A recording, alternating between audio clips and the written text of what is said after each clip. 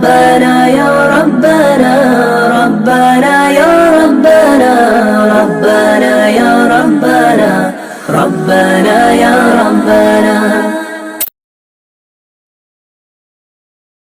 Kalau ada yang mau bertanya atau ingin diperjelas dari mulai wudhu sampai dengan sujud tadi bagian kedua, silahkan kita diskusikan. Karena yang pertemuan berikutnya kita akan langsung masuk kepada bab yang baru, yaitu tahiyat, doa sebelum salam, dan amalan pasca salat. Saya perkenankan.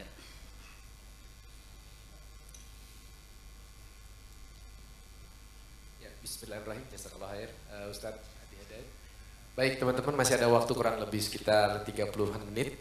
Kita gunakan semaksimal mungkin untuk tanya jawab. Mungkin yang pertama saya persilakan kepada saudara yang di sini. Ya, yang di sini dulu ya, sebentar ya. Nanti kalau ada yang sekiranya punya permasalahan pribadi, kurang nyaman untuk angkat tangan, boleh untuk lampirkan dalam secara kertas, nanti dibacakan. Silakan.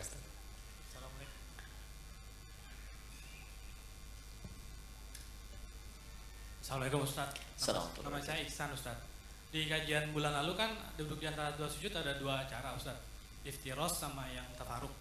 Yang kedua belum dikasih tahu Ustaz caranya tafaruknya seperti apa. Baik. Duduk di antara dua sujud, saya mengatakan di pertemuan lalu, duduk dalam sholat itu ada dua jenis. Ya, duduk dalam sholat ada dua jenis. Satu disebut iftirash, kedua disebut tawarruk. Iftirash membentangkan bagian kaki kirinya untuk kemudian diduduki itu dan melipat bagian kanannya. Karena itu disebut iftirash, dari kata firash, sesuatu yang terbentang. Kasur disebut firash karena dibentangkan kita tiduri itu. Duduk disebut iftirash karena kaki bagian kiri dibentangkan untuk kita duduki itu. Kemudian yang kanan dilipat. Contoh paling mudahnya, kita kemudian duduk seperti ini, kemudian yang kiri dibentangkan begini, kemudian duduki, yang kanan kemudian dilipat seperti ini. Jadi kalau kita menghadap ke sini, nah ini iftirash ya. Jadi seperti ini. Yang kirinya dilipat kita duduki, yang kanannya ditekuk. Gini ya. Jelas ya? Kemudian yang kedua tawarruk, agak lebih santai. Ya, memasukkan kemudian bagian kirinya ke sela-sela betis bagian kanannya ke sini. Kemudian duduk ke tempat alas lantainya di sini. Tawarruk, sehingga tawarruk terasa lebih santai. Ya, seperti ini. Jadi ini yang dilipat kemudian ke kiri, yang kanannya ini kemudian ditekuk bagian jari-jarinya. Jadi kalau saya buka, mohon maaf sekali sebesar-besarnya. Bismillah. Ini saya buka, jadi jemarinya seperti ini, dilipat ya. Ya, ini yang dilipat, ini tidak pakai ya, lipat. Nah, ini yang kiri dimasukkan, dilipat, diduduk seperti ini. Dia agak lebih santai. Nah, ini ada sejarah. Dia ada kisah kapan Nabi kemudian tawarruk, karena di awal-awal masa, saya mau izin kenakan kaos kaki dulu ya, sehingga nanti ada orang potong video itu Ustaz aneh katanya kan. Kanan pakai kaos kaki, yang kiri tidak. Ini sekarang masanya agak repot nih. Oke. Jadi ada nanti kisahnya. Jadi kenapa Nabi asalnya iftirash terus. Iftirash bahkan di tahiyat. Makanya nanti di beberapa mazhab termasuk Maliki, nanti saat tahiyat, baik tahiyat pertama ataupun yang terakhir, semua duduknya iftirash, kayak yang tegak. Nah, tapi nanti di akhir-akhir masa beliau hidup, itu kemudian beliau tawarruk pada bagian keduanya. Ya, makanya ada perdebatan yang sangat menarik di dalam fikih Maliki dengan Syafi'i. Ya, ketika kemudian Imam Malik ditanya, kenapa anda kemudian tawarruk, tidak tawarruk tapi iftirash dua-duanya? Kata Imam Malik, karena saya mengikuti Nabi di awal masa sholat itu, beliau kemudian duduknya iftirash semua. Nah, tawarruk itu ketika beliau sudah mulai lemah di akhir, makanya yang terakhir cenderung lebih santai, ya kan? Karena keadaannya sudah mulai agak lemah, maka di akhir cenderung santai karena tahiyat terakhir lebih lama daripada tahiyat yang pertama. Tapi jawaban Imam Syafi'i pun sangat bagus. Kata Imam Syafi'i, kita kan diperintahkan mengikuti Nabi. Ya kan? Jadi kalau Nabi tawarruk, kita ikut tawarruk. Nabi iftirash, kita ikut iftirash. Kalaulah logikanya Nabi kemudian sudah lebih sepuh sehingga kemudian lebih nyaman tawarruk, kenapa dua-duanya tidak tawarruk, tapi satu iftirash, satu tawarruk? Karena itu Imam Syafi'i lebih memilih untuk yang satu iftirash tahiyat pertama, yang kedua kemudian tawarruk. Imam Malik mempertahankan iftirashnya. Dua-duanya benar, yang salah yang sambil baringan gitu ya. Baik. Jadi jangan berdebat pada dalil yang memudahkan. Adapun duduk di antara dua sujud, ya, maka duduknya iftirash, bukan tawarruk. Iftirash. Jadi ingat, hanya ada dua duduk dalam salat, iftirash dan tawarruk. Iftirash dan tawarruk keduanya bisa dipakai dalam tahiyat, tapi di antara dua sujud hanya iftirash saja, bukan tawarruk. Kecuali pada kondisi kaki yang bermasalah sehingga tidak bisa iftirash, maka silahkan, jangankan tawarruk, kaki maju ke depan pun satu itu boleh. Ya, jadi jangan marah ya, teman-teman di Mekah misalnya kan ada sholat tiba-tiba orang Arab kakinya begini satu saat tawarruk, ya kan? Nah, ini tandanya sedang ada masalah di kakinya. Gak sopan nih sama Allah, bukan begitu, dia sedang ada masalah ya. Jadi silahkan, mau begini silahkan, mau gini silahkan, kalau sedang memang ada kesulitan ya. Kaidah fikihnya apa? Ad-daruratu tubihul mahdzurat. Dalam kondisi yang darurat maka yang terlarang menjadi dibolehkan untuk sementara. Ingat ya, larangan yang dibolehkan itu sifatnya bukan permanen tapi sementara. Ingat, contoh ini sering saya sampaikan, Anda pergi ke hutan, kemudian di hutan sulit menemukan makanan halal, yang ada cuma babi. Kalau tak makan itu, maka bisa melemahkan fisik, bisa wafat. Maka dalam kondisi itu boleh makan daging babi. Ya, dapatkan, sembelih, ambil, masak, makan. Tapi tidak untuk dinikmati. Hanya untuk menutup lapar. Enak juga ya? Tidak, ya. Jadi hilangkan lapar sambil mencari yang halal. Begitu yang halal ditemukan, maka ini haram kembali mutlak. Jelas ya? Oke, ada yang lain? Baik, bismillahirrahmanirrahim. Ya, ini ada yang sepertinya mengirimkan secari kertas. Kalau lihat dari tulisannya karena jelek nih pasti laki-laki nih. Ya. Assalamualaikum warahmatullahi wabarakatuh. Waalaikumsalam warahmatullahi. Bagaimana hukumnya ketika suami saat bermasalah dengan istri sudah talak 1 langsung talak 3. Lalu suami dan istri menyesal dan ingin rujuk. Baik. 1 langsung talak 3. Iya. Ada lagi yang saking marahnya nggak talak 1 lagi, saya talak 3 sekalian gitu kan. Baik. Nah, jadi teman-teman, saya mau katakan begini, kita harus belajar dulu fikih munakah, fikih rumah tangga. Di dalam bahasan munakahat rumah tangga itu ada bagian talak. Talak itu asalnya bukan untuk memisahkan, tapi solusi terakhir untuk menyatukan kembali. Asalnya bukan untuk memisahkan, tapi solusi terakhir untuk menyatukan kembali. Bagian paling akhir. Quran surah kedua Al-Baqarah ayat 229. Sampai nanti panjang sekali, ya. Sampai 230, 231 sampai ke 233-nya diselang lagi masuk 234 rumah tangga lagi. Jadi pertama, talak ketika dikeluarkan itu ada urutan. Urutan pertama, jika punya persoalan jangan sampai keluar kalimat talak dulu. Kembali dulu ke Quran surah keempat An-Nisa ayat 34 sampai 35. Fokus. Ar-rijalu qawwamuna 'alan nisa, paling kiri sebelah atas. Ar-rijalu qawwamuna 'alan nisa bima faddalallahu ba'dahum 'ala ba'din wa bima anfaqu min amwalihim fas-salihatu qanitatun hafizatun lil ghaibi bima hafizallah wallati takhafuna nushuzahunna. Perhatikan. Laki-laki pemimpin di rumah tangganya bagi istrinya. Hati-hati karena Allah berikan bekal kepadanya untuk memimpin. Di antaranya bekal mencari nafkah, bekal melindungi, bekal menyayangi, ada di situ. Jangan tertukar. Sedangkan istri yang solihah, kata Allah cirinya 2, yang paling pokok. 1, menaati Allah dengan menaati suaminya ketika dia meminta pada yang baik. 2, menjaga nama baik keluarga, terlebih suami, khususnya ketika tidak sedang bersamanya. Maka jika terjadi hal, awas hati-hati, yang bisa berpotensi memecah belah kehidupan rumah tangga, menyebabkan perselisihan, maka saya berikan urutan-urutan kepada Allah. 1, fa'idhuhunna, komunikasikan dengan baik. Di situ diartikan nasihati. Sebetulnya wa'adha itu bukan sekedar memberikan nasihat, tapi cara komunikasi yang baik. Karena nasihat pun kalau disampaikan dengan cara komunikasi yang tidak baik, jadi keterimanya akan beda. Kamu ini akan nggak bisa mengerti.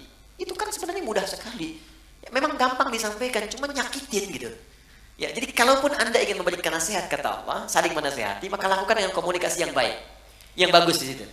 Ya, kalau nggak ketemu, wahjuruhunna fil madaji'. Coba saling merenung dulu. Pisahkan dulu tempat tidurnya. Merenungkan dulu. Kenapa saya menikah dulu? Apa visi yang dibawa saat akan menikah dulu? Apa harapan-harapan yang dibangun? Kenapa Allah saya pertemukan dengan si fulan? Kenapa dengan si fulan? Renungkan sampai di situ. Belum ketemu juga, maka cari orang ketiga yang bisa menjembatani. Terutama keluarga. Makanya saya sering katakan pada yang belum menikah, kalau cari wali, cari orang yang paling dekat hubungannya, yang paling mengerti kita.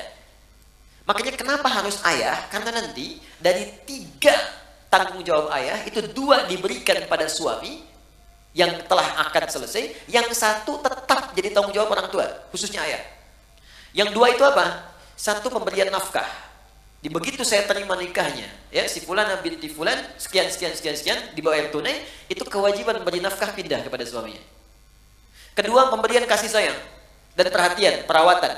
Ya, perawatan, yang merawat, kemudian menyayangi. Makanya nanti ada ayat-ayat, jangan sakiti pasanganmu, bapaknya tak pernah melukainya, ibunya tak pernah membentaknya, ayahnya tak pernah memukulnya. Masa kamu yang dipercaya bukan pada laki-laki lain kemudian harus menyakitinya? Turun Quran surah keempat ayat 19.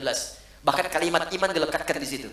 Kalau kamu ada persoalan, jangan cepat marah, kata Allah. Boleh jadi di balik masalah itu saya kirimkan hikmah yang besar supaya kamu belajar lebih baik. Kemudian yang ketiga, untuk memberikan perhatian. Perhatian. Nah, ini yang ketiga, orang tua masih punya. Makanya nanti ketika ada persoalan di rumah tangga, itu yang jadi wali terlibat memperhatikan. Dan boleh jadikan untuk konsultasi, tanya. Aku ada persoalan, begini masalahnya. Boleh tanya. Ya, karena itu bahasa Qur'annya. Perhatikan. Fa in khiftum shiqaqa bainihima fab'athu hakaman min ahli wa hakaman min ahliya. Jika Anda khawatir rumah tangga sulit dipertahankan, kemudian berat persoalannya, nggak bisa diselesaikan sendiri, maka cari orang bijak di antara keluarga untuk menengahi. Bicara. Ngobrol. Kalau nggak ketemu juga, maka jalan yang paling tinggi terakhirnya adalah talak itu keluar. Ya. Tapi talak yang paling menarik, wal mutallaqatu yatarabbasna bi anfusihinna thalathata quru. Kata Allah, perempuan-perempuan yang ditalak itu, juga laki-laki yang menalaknya, setelah talak dikeluarkan itu, hendaklah dia menunggu 3 kali masa suci. Ketika saat suci dia ditalak, tunggu 3 kali. Tunggu itu bukan nunggu pisah. Banyak orang salah paham di sini. Bukan nungguin pisah. Kapan 3 kali suci datang? Kapan datang? Bukan. Tapi itu bagian terakhir, itu di 3 kali ini, masih ada nggak rasa cinta? Ada perhatian? Apalagi lihat anak. Ada nggak untuk mengoreksi diri? Jangan-jangan kesalahannya bukan pada pasangan, pada pribadinya. Ada nggak kemampuan untuk melihat itu? Dilihat. Makanya yang pertama ini disebut raj'i. Raj'i itu rujuk. Rujuk itu kembali. Ditalak ini dijadikan solusi oleh Allah untuk mengembalikan. Mungkin dalam 3 kali masa suci ini masih berpikir untuk bisa kembali. Ini jangan diputuskan selesai, bukan begitu. Makanya 3 kali nih. 1 kali suci, tunggu. 2 kali suci, merenung lagi. Mungkin mau nih, tapi ada syarat. Istri menuliskan syaratnya kepada suami. Kalau mau kembali, begini. Suami juga begini. Dudukan, ngobrol dengan keluarga. Kalau ketemu, kadang-kadang di pertengahan, ada yang sudah kangen lagi. Ada yang ingat lagi. Tiba-tiba malamnya sama-sama lagi. Padahal belum 3 kali suci. Sekali suci udah bareng-bareng lagi. Maka itu nggak perlu akad lagi. Sudah otomatis nyambung lagi. Jadi sekali, 2 kali. Kalau 3 kali kemudian tidak keluar itu, ya tidak keluar iswahnya, tidak ada nyambungnya, maka jatuhlah talak 1 di situ.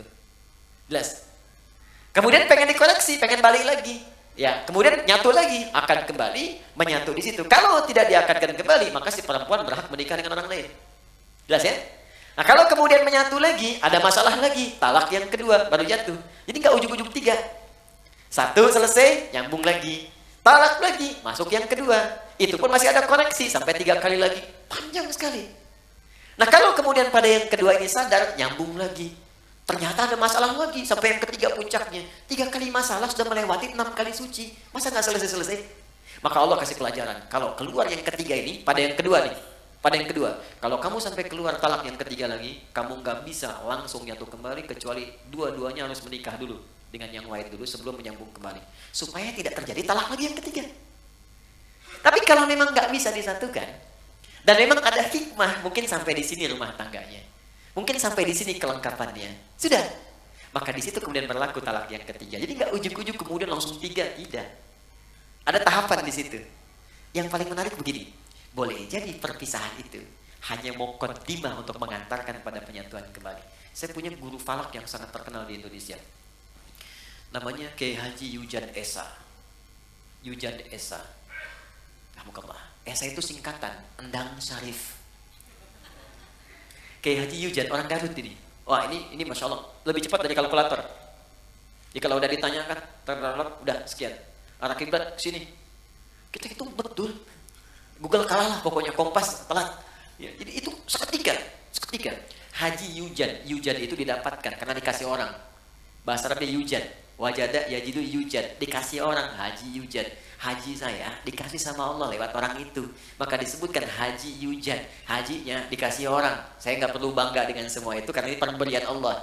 Esa Endang Syarif, maka dikenal dengan Kiai Haji Yujad Esa. Baik. Silahkan kalau mau singkat. Nah, kemudian menikah. Sempat pisah. Tahu Anda apa yang terjadi? Sampai kemudian beliau menikah lagi. Istrinya yang pisah ini menikah lagi. Di akhir masa hidupnya, dalam keadaan sepuh, istri yang ini meninggal. Suami yang itu meninggal. Dan menyatu kembali yang tadi. Di masa tuanya. Menyatu kembali. Jadi kita tidak tahu rahasia apa yang Allah tetapkan di kemudian hari. Yang bisa kita jalani adalah apa yang terjadi di rumah tangga, ikuti ketentuan yang ditetapkan oleh Allah. Itu pasti solusi. Kalau punya masalah, duduk bicara. Komunikasi yang enak. Terus perannya dilihat. Anda laki-laki, di perempuan.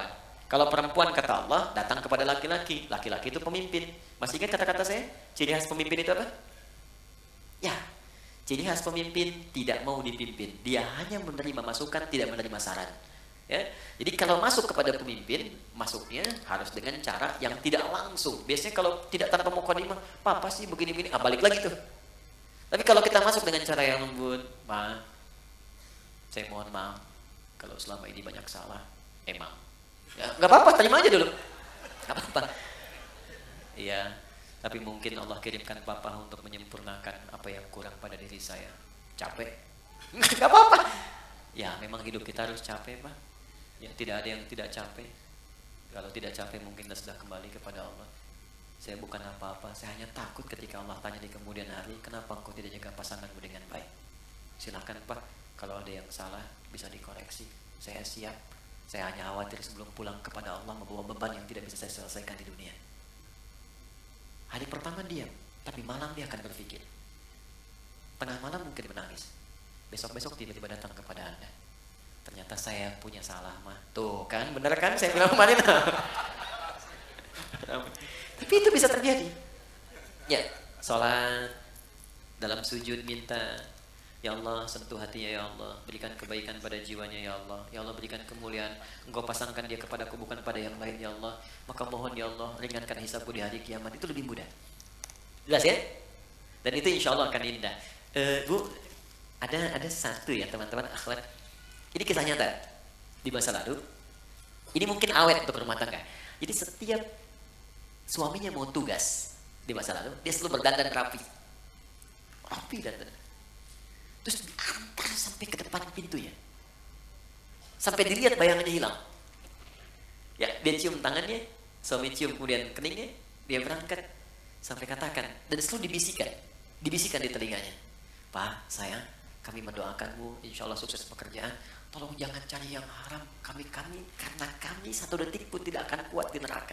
Kami sanggup menahan lapar seharian, tapi tak akan sanggup bisa berada di neraka walau sedetik. Dibisikkan di telinganya, jangan. Setiap pulang, dandan lagi yang rapi. Dandan rapi, dan menariknya bawa sapu.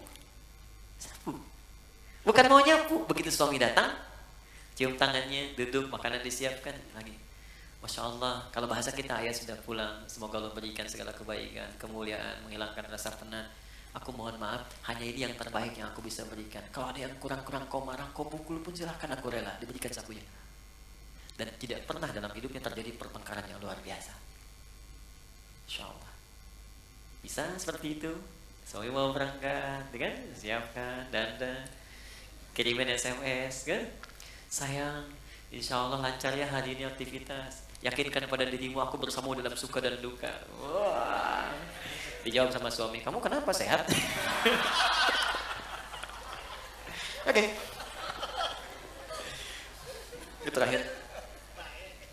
Assalamualaikum, saya ingin bertanya, jika mendapatkan rizki, sebaiknya dipakai umrah ibadah dahulu atau lebih diutamakan untuk kebutuhan terlebih dahulu?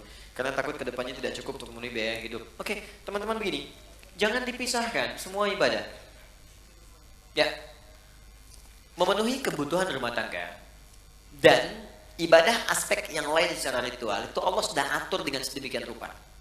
Contoh, Anda bekerja, dapat rezeki berupa harta benda tertentu dengan jumlah tertentu. Apa yang pertama kali harus dilakukan dengan harta ini? Turun Quran surah keempat ayat 34. Paling kiri sebelah atas. Infakkan dulu untuk keluarga. Jadi pertama keluarga. Jelas? Ar-rijalu qawwamuna 'alan nisa bima faddalallahu ba'dahum 'ala ba'din wa bima anfaqu min amwalihim. Jadi Anda cek nih kebutuhan keluarga itu berapa? Dalam sebulan cek berapa. Dapat 80 juta, kebutuhan 40 juta dari keluarga. Masih ada lebih kan? Makanya kelebihan ini sudah Allah ukur. Allah tetapkan nisab namanya. Jadi ada nisab di situ. Setiap ada 85 gram emas dengan nominal sekian, emas itu kan terus naik kan? Sesuai dengan masanya. Masa Nabi mungkin kurang dari 1 juta, naik lagi. Sekarang 1 gram udah 700 ribu. Ya kan? Baik, jadi ini kurang lebih sudah 60 juta ke atas. Maka ketika Anda mendapatkan ini, kata Allah, ini pun silahkan keluarkan zakatnya dulu. Baru keluar zakat. Zakat pun keluar setelah melewati batas ini. Ya, 85 pas ke atas, keluar zakat. Bahkan ada pendapat di ulama pun, jika zakat ini pun, awas hati-hati, bisa berpengaruh terhadap kebutuhan keluarga yang memang dibutuhkan nilainya segitu, maka ini belum dikeluarkan. Ada pendapat demikian. Jadi ketika kebutuhan keluarga 75 juta misalnya, dibutuhkan betul. Ya, mohon maaf. Kemudian dapatnya 60 juta, ini sudah masuk kategori nisab. Hanya nisab ini pun keluar zakat, itu ditunda setahun. Kalau bertahan, lebihnya ada, kan? Baru kemudian keluar. Ya, ada yang menyebutkan haul di sini. Karena itu, jika kemudian ini masih belum mencukupi, maka ini tidak keluar. Tutupi dulu ini. Di Anda bayangkan, zakat saja yang sifatnya wajib keluar ketika nisab muncul, itu bisa ditunda atau tidak keluar ketika kebutuhan keluarga belum tersalurkan. Kalau sifatnya betul-betul mendesak. Tapi kalau sifatnya asumsi, nih kebutuhan kita misalnya 60 juta nih dalam sebulan. Saya dapat 75 juta, ya, atau saya dapat 60 juta pas. Tapi masih asumsi, belum jelas ini. Maka rumus cepatnya keluarkan zakat lebih baik. Karena rumusnya ketika Anda keluarkan, Allah berikan 10 kali lipat. 10 kali lipat dari yang dikeluarkan. 10 kali lipat ini jangan dihitung dari uangnya, dari nilainya. Boleh jadi dijaga yang nilai 60 juta ini supaya dia berkurang. Sakit tidak ada. Kebutuhan ini tiba-tiba dibelikan oleh orang lain. Ini yang menjadi gratis, anak-anak dapat beasiswa. Akhirnya yang 60 juta, tinggal 30 juta, Anda masih nyimpan 25 juta. Jelas di sini? Oke, nah sekarang kita kembalikan ke umrah. Ustaz, saya dapat rezeki nih. Saya pilih mana? Umrah atau saya penuhi kebutuhan keluarga dulu? Kalau memang ada kebutuhan keluarga yang sangat mendesak yang harus dipenuhi, maka ini yang didahulukan. Ini kemudian diakhirkan. Caranya, simpankan untuk tabungan, nabung, tapi niatkan betul. Tuliskan tabungannya, cadangannya umrah. Jangan diganggu untuk apapun. Bisa, saya dapat rezeki 55 juta. Kebutuhan keluarga 45 juta. Ini harus saya dahulukan, masih sisa 55 juta. Maka Anda simpan, misalnya 10 juta untuk umrah, 5 juta untuk cadangan ke sini. Jelas? Simpan. Dapat lagi, simpan. Dapat lagi, simpan. Sampai terpenuhi, baru berangkat. Kalau sudah dapat 30 juta ini niatnya untuk umrah, berangkatkan umrah. Ya. Tapi kalau cuma asumsi, takut ada kebutuhan, takut ini, tidak, dahulukan ibadah. Dahulukan. Untuk haji, kalau sudah ada untuk haji, berangkat haji. Nanti begitu Anda pulang, Allah akan kirimkan rezeki yang baru, yang bisa memenuhi apa yang Anda butuhkan. Insya Allah. Jelas? Ada lagi? Ada Ustaz, masih. Baik. Saya angkat tangan. Sebentar dulu ya, kasihan Pak ya, yang baik, ibu-ibu nih ya. Wah, ini menarik nih. Untuk perempuan, ya. Pakaian yang terbaik untuk sholat di rumah itu seperti apa Ustadz? Apakah harus 7? Baik. Harus berpakaian terbaik atau kita boleh pakai pakaian yang sedang kita kenakan, misalnya daster kemudian ditutupin oleh mukena? Ya. Bukan kita, mungkin Anda ya. Saya oh iya Anda, bukan saya. Kok kita? Kena gue ya. Biasa, it's happening something. Oke. Quran surah ke-7 ayat 31, lihat di ujung ayatnya ya. Dari ayat 26 sebetulnya, 26, 27, 28, 29 sampai ke 31-nya. Di ayat yang terakhir dilarang untuk israf, berlebihan. Ya, wala tusrifu innallaha la yuhibbul musrifin. Kalau Anda tarik ke 26, 27 terutamanya, kemudian 28, 29 sampai ke ayat tadi yang saya sampaikan berhubungan dengan masjid. Pertama Allah katakan khudzu zinatakum 'inda kulli masjid. Ketika ada panggilan dari masjid, kenakan pakaian terindahmu. Indah. Indah itu ukurannya pasti sudah kita pahami lah. Ya, ada ukuran moral di situ, ukuran etika. Ya, ibu kondangan pakai daster gitu, indah tidak? Gitu kan? Misal ya. Tapi kalau kita tutup dengan yang lain, tutup ya dan nampak indah, nampak rapi, nah itu nggak apa-apa, nggak jadi masalah. Yang penting ada penutup dengan baik, rapi, tampil baik. Misal tadi tutup mukena kan, tutup mukena, mukenanya rapi, mukena baik, nggak ada masalah. Silakan saja. Sama aja Anda dengan pakai daster, tutup lagi misalnya pakai abaya, pakai macam-macam, berangkat kemudian ke kondangan dan seterusnya. Sepanjang yang bagian dalamnya tertutupi dengan baik. Ya, jadi tutup tampilan luarnya yang rapi, yang bagus. Tapi ada yang sangat menarik. Walibasut taqwa dzalika khair. Dan pakaian ketakwaan itu esensi yang paling bagus. Itu yang terbaik. Apa itu takwa? Takwa itu satu, bebas maksiat. Ya, bebas maksiat. Sehingga diartikan meninggalkan semua yang dilarang. Jangan sampai Anda sholat membawa pakaian haram. Hasil menipu, hasil korupsi, hasil riba. Makanya ada hadis yang sangat panjang di hadis Muslim, ketika seorang memohon kepada Allah dan terdengar oleh Nabi. Ya. Thumma dzakara rajula yutilu safara ash'atha aghdara. Kemudian Nabi mengisahkan seorang lelaki yang menempuh perjalanan panjang. Doa orang yang sedang safar cepat dikabulkan. Yamudu yadayhi ilas sama, mengangkat tangannya ke langit. Fayaqulu, maka dia berkata, Allahumma ya Rabb, ya Rabb. Jadi 3 yang dia kerjakan. 1 safar, 2 mengangkat tangan, yang 3 memulai dengan al-asmaul husna. Setiap 1 itu cepat mengabulkan doa. Di orang safar 2 kali cepat dikabulkan. Orang mengangkat tangan cepat dikabulkan. Menyebut al-asmaul husna cepat dikabulkan. Jadi harusnya 6 kali orang ini lebih cepat dikabulkan dari doa orang biasa. Tapi apa kata Nabi? Anna yustajabu lidzalik. Bagaimana doanya bisa dikabulkan? Mustahil. Ada orang yang ketika berdoa, Allah bukan nggak mau ngabulkan, jadi balik lagi mental kayak gini nih. Nih, ini ada gelas kan, berjalan kan? Oke, kalau ini nggak ada sekatnya, saya mau masukkan apa aja bisa. Tapi kalau disekat begini, apa yang mau masuk? Gula nggak masuk, garam nggak masuk, spidol nggak masuk, balik mental. Bukan Allah nggak ngasih, mental. Apa yang menutupi sehingga mental jawaban dari Allah itu? Pertama kata Nabi, mat'amu haram, karena sumber makanannya haram. Mashrabu haram, karena minumannya haram. Malbasu haram, karena pakaiannya haram. Wa ghudhiya biharamin, dan perangkat hidupnya haram. Anna yustajabu lidzalik, bagaimana itu bisa dijawab doanya? Karena itu pakaian terbaik bukan persoalan masalah jenisnya. Ya, bukan pada modelnya. Tetap dia menutup aurat dengan baik, tapi pada yang pertama esensinya apakah halal atau haramnya. Jadi indah itu bisa relatif. Indah relatif, walaupun jelek itu mutlak. Ya. Makanya ukurannya jelas itu kan. Baik, cari, tapi pertama jauhkan dari nilai hal-hal yang mengundang maksiat yang haram. Kedua, takwa itu berarti kedekatan yang sangat dengan Allah. Biasanya kalau teman-teman dekat dengan seseorang dan dapat undangan, bukankah akan mengenakan pakaian yang paling baik?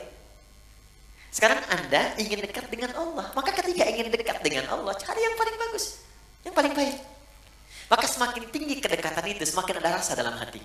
Pasti Anda akan memilih yang paling bagus. Pasti itu. Karena ada rasa dalam jiwa. Itu sudah otomatis. Nah, karena itu, tidak dilarang ketika Anda menutupi dengan mukena, tampil menutup aurat, tapi jika Anda mampu mengerjakan nilai takwa tadi, walibasut taqwa dzalika khair. Pakaian takwa dengan 2 model tadi, itu yang paling bagus. Kalau Anda bisa kenakan ini, maka Allah akan turunkan jawaban di Quran yang sangat indah sekali di surah At-Talaq. Ya, surah At-Talaq ayat kedua sampai ketiga. Di akhir ayat kedua, di awal ayat ketiga. Wa may yattaqillaha yaj'al lahu makhraja wa yarzuqhu min haitsu la yahtasib. Quran surah 65 akhir ayat kedua sampai awal ayat ketiga. Kata Allah, siapa yang mampu meningkatkan takwanya kepada Allah, maka aku akan ringankan persoalan hidupnya. Bukan gak punya masalah. Setiap ada masalah, Allah ringankan. Dia mengalami masalah itu, cuma ringan. Awas ya, ustaz pun bukan gak punya masalah. Banyak. Ini masalah antum semua nih, pertanyaan. Ya, tapi ya kasih ringan gitu.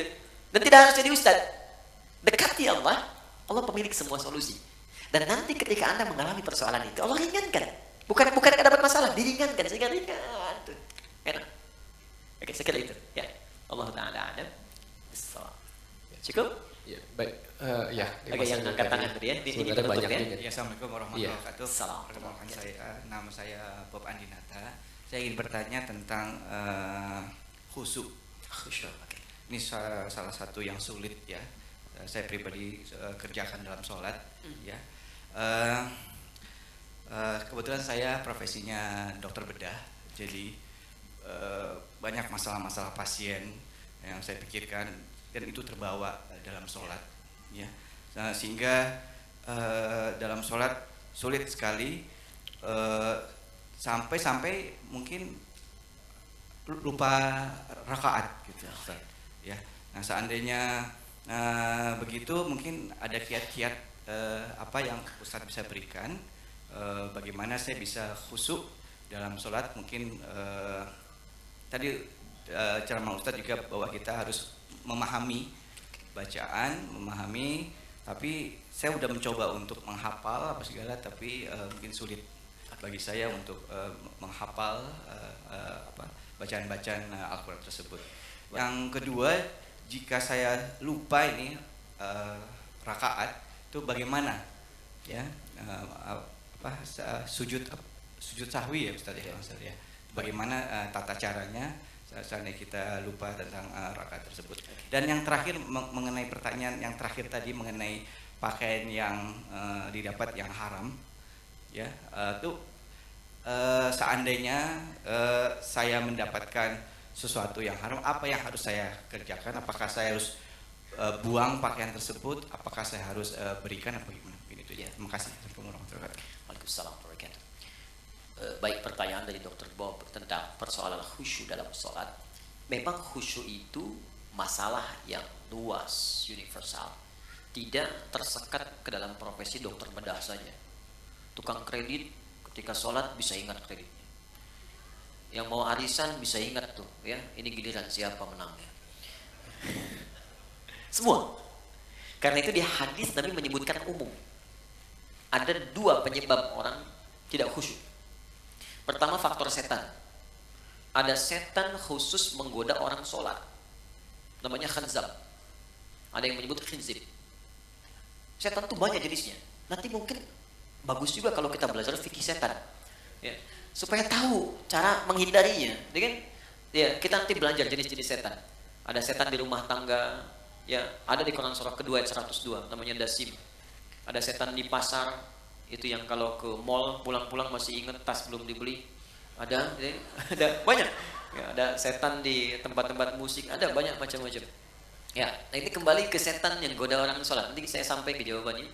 Dia Nabi mengatakan dalam salah satu hadisnya, bima ma'na idza kabbara, kalau seorang sudah mulai takbir, kemudian faqala syaitanu, maka setan sudah mulai berbisik di benaknya, udhkur kada, ingat ini, ingat itu. Itu ke semua. Kalau kita belum takbir, itu biasa Pak. Gak akan ingat tentang bedah, tentang pasir, tentang macam-macam. Tapi ketika Anda mulai takbir, Allahu Akbar, mulai ingat. Gunting tadi letaknya di mana? Ini ada yang belum dibedah, ini ada yang begini. Muncul semua. Berarti normal. Normal. Karena setannya betul menggoda. Ya, datang betul. Baik. Hatta la yash'ural musalli kam raka'atan yusalli. Sampai-sampai ada orang sholat yang tidak ingat berapa rakaat sedang ia kerjakan itu. Berarti benar kan hadis Nabi ya? Dan kita semua umumnya hampir mengalami itu. Maka apa solusinya? Maka yang pertama sebelum sholat diminta kita untuk berlindung kepada Allah, berniat dengan benar. Innamal a'malu binniyat. Semua amal bergantung pada niatnya. Maka kalau kita khawatir waswas, fasta'iz billah, minta perlindungan kepada Allah dari godaan setan. Boleh ta'awudz. A'udzubillahi minasyaitonir rajim. Ada yang baca An-Nas, ya, qul a'udzu birabbin nas, minta kepada Allah perlindungan. Itu boleh dilakukan. Ini bagian pertama. Dan ulama di sini enggak ada persoalan memohon kepada Allah perlindungan sebelum sholat, karena sholat dibuka dengan takbir secara bacaan, kemudian ditanamkan dengan niat.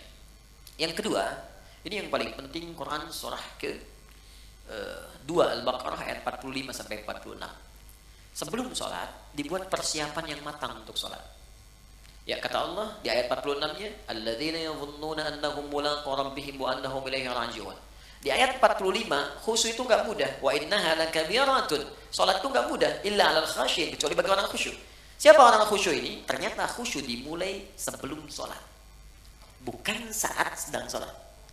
Jadi ada tahapan khusyuk dimulai sebelum salat. Apa persiapannya? Tadi, yadhunnuna annahum mulaqu rabbihim. 1, orang khusyuk itu orang yang merasakan dalam jiwanya akan menghadap kepada Allah. Karena itu ketika akan menghadap kepada Allah, kata Allah, kenakan pakaian yang bagus. Kamu dapat undangan dari orang lain, pakaian bagus. Dapat undangan dari sang pencipta, kenapa pakaian biasa-biasa? Makanya pakaian itu cenderung juga mengondisikan kita untuk bisa nyaman dalam sholat. Silahkan cek, pakai kaos oblong, ya dengan pakai baju koko, sama-sama sah menutup aurat. Tapi rasanya lain kan? Ya kan? Oke, kemudian yang paling menarik, di ujungnya, wa annahum ilaihi raji'un. Tenang sebentar. Kalau Anda mendengar kalimat raji'un, raji'un, raji'un, apa yang terbayang? Inna lillahi wa inna ilaihi raji'un. Nah, dalam sholat itu ketika kan sholat, kalau ingin khusyuk kata Allah, rasakan mungkin ini sholat terakhir yang Anda kerjakan dalam hidup. Mungkin wafat dalam sujud. Apa yang Anda pikirkan membedah orang kalau Anda wafat sekarang? Apa yang Anda pikirkan tentang gunting, tentang segalanya, tentang selang, tentang infus? Kalau Anda wafat sekarang, apa yang mau Anda kerjakan kata Allah? Percuma pikirkan semuanya. Maka Nabi sering katakan sebelum sholat, Sallu sholatan muwadda'. Sholatlah engkau seakan-akan sholat ini jadi perpisahan dalam hidupmu. Ya, sholat, siapkan. Rasakan, mungkin ini sholat terakhir. Makanya panggilannya kan panggilan adzan. Adzan, an-nida, panggilan.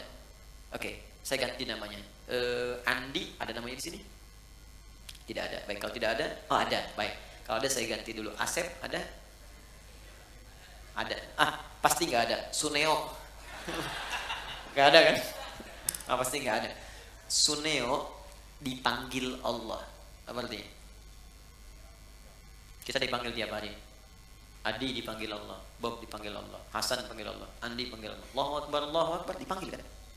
Mungkin sholat itu panggilan terakhir dalam hidup kita. Kalau kita sudah merasa itu panggilan terakhir dalam hidup, boleh jadi di situ kita akan mulai merasakan kenikmatan untuk pasrah kepada Allah. Kalau wafat dalam sujud itu. 2. 3. Ada isyarat di Quran surah ke-29 ayat ke-45. Utslu ma uhiya ilaika minal kitab. Sebelum sholat baca dulu, pahami dulu, rasakan dulu semua makna bacaan dan gerakan dalam sholat. Wa aqimis shalah, baru tunaikan sholat dengan sempurna. Jadi ketika kita merasakan wafat, kita merasakan baca Allahu Akbar, Allah Maha Besar, pikiran menerjemahkan. Hati meresapi Allah, saya mengatakan kau Maha Besar. Tapi dalam hidup saya selalu merasa besar dalam hidup. Pekerjaan saya katakan yang paling besar dalam hidup dan seterusnya. Itu perasaan akan terbawa. Sehingga membantu kita bisa lebih fokus dan nyaman dalam sholat. Jelas sampai di sini? Untuk bagian yang pertama. Karena itu saya sarankan, jangan capek dulu untuk semua dikerjakan. Sepekan ini saya mau belajar takbir dulu, pahami dulu. Sepekan kemudian saya belajar untuk iftitah. Selanjutnya saya belajar Al-Fatihah sampai sempurna kita. Bahkan ada ulama yang mengatakan ingat sholat saja sudah bagian dari khusyuk. Wah, ini 5 menit lagi adzan zuhur nih. Sudah ingat tuh, itu bagian dari khusyuk. Oke? Baik. Kemudian yang selanjutnya saya lompat ke bagian terakhir. Yang haram kemudian hadir dalam jiwa kita atau kehidupan kita, bagaimana solusinya? Kalau dari pakaian dan sebagainya, ada sebagian yang ekstrem mengatakan buang, ada yang mengatakan bakar. Tapi kalau ada dari manfaat-manfaat bisa digunakan secara sosial, maka jumhur ulama lebih menyarankan arahkan kepada kepentingan sosial. Misal ada harta haram berupa uang misalnya kan didapatkan, kita tahu ini haram. Walaupun misalnya hukum setempat mengatakan boleh, tapi saya katakan ini haram nih secara agama. Maka Anda ingin bebaskan dari itu, maka kemana kan ini? Maka ulama jumhur mengatakan mayoritas berikan untuk kepentingan sosial, bikin jalan, bikin bangunan, bikin macam-macam yang sifatnya tidak konsumtif. Ya, bukan dimakan. Jadi jangan berikan pada anak yatim, jangan berikan pada fakir miskin, tidak. Untuk yang sosial sifatnya. Jadi kalau yang tadi misalnya mau diberikan pakaian pada dalam kepentingan sosial, jual berikan untuk kepentingan sosial atau dipakai pada hal-hal yang sifatnya secara sosial bisa digunakan, silahkan, tidak ada masalah untuk di situ. Saya kira itu yang bisa saya sampaikan, teman-teman. Tinggal 3 menit ke zuhur, izin menyampaikan beberapa hal. Pertama, saya tidak bosan mengatakan ini. Tingkatkan ketakwaan kita kepada Allah, jauhi maksiat, belajar dengan baik, belajar dengan guru-guru yang bisa meningkatkan iman kita, ya ilmu kita, tidak harus cukupkan kepada saya. Kalau ada yang benar dari saya silahkan terima, amalkan, itu petunjuk dari Allah. Kalau ada yang salah, itu mutlak kesalahan saya. Anda tinggalkan, maafkan saya, dan saya tidak sungkan untuk mengoreksi, sehingga apa yang Anda dapatkan kita semua bisa belajar dengan baik. Kemudian yang kedua, insya Allah Anda boleh catat tanggalnya, tanggal 18 Rabiul Akhir 1441 Hijrah bertepatan dengan 15 Desember. Saya ulang ya. 15 Desember. Hari Ahad depan. Ya, depan 2019, tempatnya di Islamic Center di Koja, Jakarta Utara. kita akan ada momen sangat besar. Ini hanya setahun sekali. Saya undang teman-teman dan alhamdulillah kalau Anda ada waktu, itu ada acara sehari bersama Al-Quran. Di situ akan hadir ahli Quran, kita undang se-Indonesia. Khususnya peserta-peserta karantina yang pernah ikut menghafal Quran 30 juz 30 hari. Nanti di situ ada orang yang hafal Quran 15 hari, 22 hari, 24 hari, dan kami akan ajarkan di situ cara menghafal Quran di tempat tanpa batas 30 hari 30 juz. Biasanya karantina kita ajarkan metode yang bisa digunakan di rumah, ya, di tempat-tempat khusus lain. Kita akan ajarkan di situ. Insya Allah akan hadir juga para ulama-ulama dari luar, dubes-dubes dari negara tetangga juga, negara sahabat, ada tokoh-tokoh yang lain, ahli Quran akan datang. Kemudian ini yang menarik, nanti ada wisuda untuk para penghafal Quran yang mereka pun akan memakaikan mahkota kepada kedua orang tuanya, ya, dari anak kecil sampai nanti ada ibu yang hafal Quran 78 hari dari Jambi, itu takut naik pesawat, makanya pakai bis ke Lampung. Ternyata di Lampung yang daftar cuma 2 orang, akhirnya ke Bekasi, dan suaminya mengatakan kalau belum hafal jangan pulang dulu, ya, sampai hafal selesai. Khusus untuk ibu itu nanti yang pakaikan mahkotanya suaminya, insya Allah. Nah, dan nanti biasa ketemu dengan ahli-ahli Quran, keluarganya bagaimana. Ada anak kecil saya belum buka sampai sekarang, saya nggak mau anak itu diekspos terlalu jauh sehingga kehilangan Qurannya. Ini anak bu, ini hebat bimbingan ibunya. Kita sekarang matangkan di Bekasi, dia ikut kelas dengan saya. Itu dia hafal Quran dengan nomornya, posisinya, temanya, ya, sampai juga automatically Quran gitu, cepat sekali. Nanti saya tampilkan, saya kenalkan waktu tanggal 15 Desember nanti.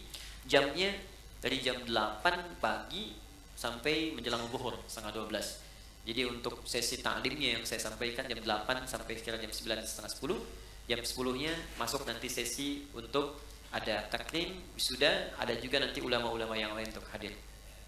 Itu kemudian yang terakhir, saya mesti minta maaf karena ada penyesuaian jadwal untuk tahun depan. Sekali lagi saya mohon maaf sebesar-besarnya, tahun depan itu ada penyesuaian sehingga kesibukannya agak bertambah. Mungkin ini adalah pertemuan kita yang terakhir di tahun ini. Jadi saya mohon maaf sebesar-besarnya, kita bertemu lagi tahun depan, ya. Tahun ini tahun terakhir, ya, cuma nanti kita sesuaikan. Ini kan terakhir kan tahun ini, ya kan? Bulan depan kan tahun baru kan? Baik, jadi nanti insya Allah tahun depan kita dudukan lagi, mudah-mudahan waktunya kita bisa sesuaikan. Saya kira itu saja teman-teman. Kita doakan guru-guru kita, saudara-saudari kita, dan semoga semuanya mendapatkan hidayah Allah Subhanahu wa taala. Kita akhiri dengan doa kifaratul majlis. Saya salat zuhur di sini nanti karena waktunya sudah tiba, dan mohon izin langsung pamit. Subhanakallahumma wa bihamdika asyhadu an la ilaha illa anta astaghfiruka wa atubu ilaik. Allahumma taqabbal minna innaka antas samiul alim wa tub alaina innaka antat tawwabur rahim. Rabbana atina fid dunya hasanah fil akhirati hasanah wa qina adzaban nar wa akhiru da'wana alhamdulillahi rabbil alamin. Assalamualaikum warahmatullahi wabarakatuh.